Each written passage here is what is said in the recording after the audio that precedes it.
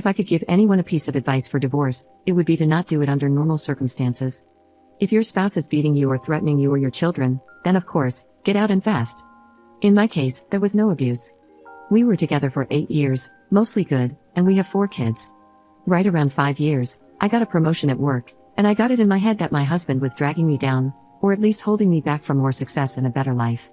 We never had a lot of money, but with my promotion, I was now making more than he was. I started working longer hours, and at the same time, his hours were cut, so he was at home more. I really began to resent him because he was home and because he got to spend time with our kids. Most nights when I got home, they were already getting ready for bed, if not already sleeping. After a few months of my new job, it was clear to me that things were not going well at home without me there. Some nights the dishes weren't done when I got home, or the kids hadn't eaten, or whatever else I could think of to be mad at him about. It really didn't matter. He kept saying that he would try harder, but that it was hard being home all the time. That always made me really mad. For the next couple of years, things kept getting worse. My hours weren't any shorter, and his were on and off full-time. There was no convenient time for him to be working full-time because of my hours, but we also needed the money.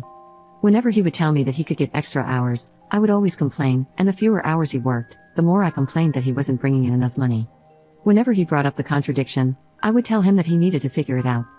I knew that it would bother him, so I started saying that a lot and for everything that I could. I really started to resent him, and I pulled away from him. I knew that it was hurting him, but I didn't care. If he didn't want to be hurt, then he would at least try to make me happy.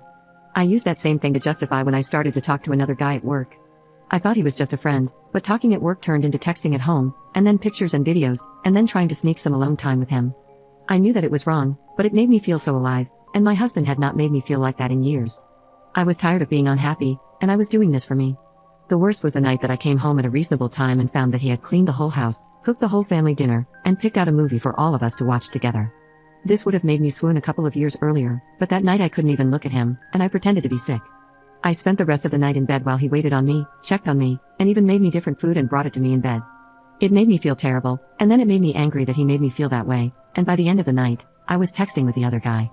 Over the next month or two from that night, it did not matter what he did. He was wrong just for breathing most days. He would get so upset with how I was treating him, and I would just wait and egg him on into losing it because I knew it would happen eventually. After most of the fights we had, he would apologize for whatever I told him he did wrong, if there even was something, but I never did. I would usually find a way to make him feel even worse. I knew that I was right because he was wrong, and that was all that mattered to me. I even pretended that I didn't care when he found out about my relationship with the guy from work. It really destroyed me inside to see him holding back tears, but I wasn't going to let him see that. He was at his weakest, and that was when I chose to tell him that I wanted a divorce. I could almost hear his heart shattering inside his chest. He talked and fought and said that we could work through it together. I really wasn't interested in fixing our marriage, but I mostly ended things with the other guy, but only because I knew I could get it back if I wanted it. I could see that he was trying, and occasionally I would let him know, but for the most part, I kept being unreasonable to him for any and all reasons that I could think of. I'm not sure how much more the man could have done to make me happy besides finding a job that paid enough for me to not have to work at all. He said that he was looking, but looking and finding are two different things. It was around this time that I discovered this group and a few others. I started posting things about him, from my perspective only, and I got so much positive feedback for how I was feeling that I knew I was right. The more I posted, the more validation that I got. It wasn't just me who knew that he wasn't worth keeping around. I had the whole internet telling me how terrible he is. I started saying awful things to him and even outright ignoring him. I was so confident with mine and everyone else's opinion that I contacted a lawyer and within a couple of weeks had filed for divorce. I continued to use this site and a couple of others to validate my feelings and for encouragement to go through with it, and finally, it was done. It went pretty smoothly. He didn't ask for much besides not getting divorced and trying to work it all out. I didn't care about that, though. He was broken, but I was free. I could do whatever I wanted without feeling any guilt or answering to anybody. It was an amazing feeling of freedom. It didn't last long, though. In the first month after he moved out, I missed garbage day 3 times. There was also rarely a single clean dish, and the laundry sat in piles so long that I had to start doing the sniff test to see if it could be worn again. I also never saw my kids more miserable. My oldest had seen some of the messages from the other guy months earlier, and she knew that my ex-husband still wanted to try to work it out. It didn't take her long to stop talking to me at all except to say that she wanted to go to ex-husband's house. The others all told me that they wanted to live with the ex-husband too. I did my best to try to make them happy, but I ended up just buying them toys all the time, and the happiness only lasted minutes. I also had a lot of trouble with work. Being alone, I couldn't work all those extra hours that I was expected to. I finally gave in and started calling ex-husband to watch the kids. He would always come over as soon as he could, and he always asked me if I needed anything. When I would get home, I would find clean dishes and laundry and even dinner sometimes. He would never say too much after I got home. He would just say to call him if I needed anything and leave. One night he took out the garbage and brought it to the curb because it was garbage night and I forgot again. He always looked so sad when it was time to go. Finally, after a couple of months, my friends convinced me to go out on a date. It was for dinner and a movie, and I was excited and hopeful, but at dinner, I started getting a feeling of overwhelming guilt. It got so bad that I ended up not even going to the movie. A week and about 1,000,000 tears later, I was on a therapist's couch. I told her everything that had happened, starting with the promotion that I got at work. She did not agree with me or with any of the encouragement to divorce that I got. I ended up in her office 2 and sometimes 3 times a week, and the more that I talked to prove that I was right, the more that I started to see how wrong I was. It was truly heartbreaking.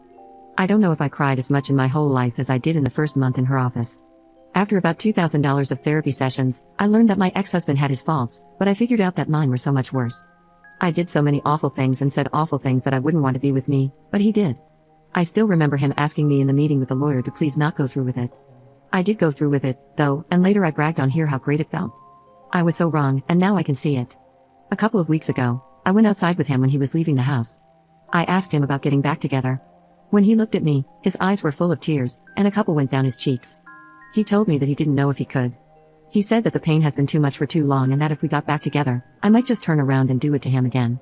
He said that he always thought that I would realize how much he loved me and stop, until I signed the divorce papers and let out a big, exaggerated sigh of relief. He said that hurt him more than anything else and that he doesn't know if he can ever trust me again. I don't blame him. I destroyed a man who, looking back, was a great husband. I deprived my kids of having a great father in the house with them, and I took his kids away from him. And me, the one who pushed for the divorce expecting happiness and a life of freedom, spends all my free time sitting at home or sitting on a therapist's couch. Please don't just take the advice of anyone on this site or any other about getting a divorce. If your marriage is bad, look at yourself first and see if you can make changes. This is advice for men and women. Getting divorced is not fun. Being divorced is not fun. And seeing your husband broken and your children never happy because of your actions is the most painful experience that I can imagine. I wish all of you well and hope that you will give your marriages a second chance.